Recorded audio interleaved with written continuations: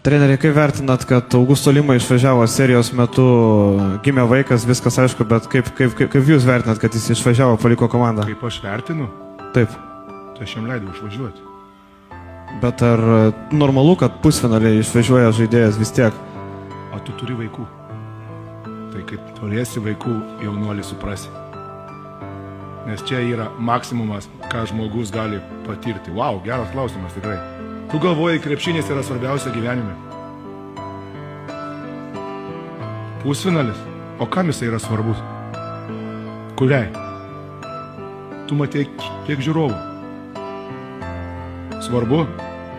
Ar žmogui, tai tu kaip vaiką pirmą savo pamatysi, tai tu suprasi, kas yra gyvenime svarbiausia. Ateik su manim pašnekėti tada.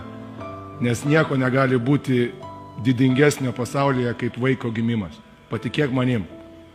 Nei titulai, nei niekas.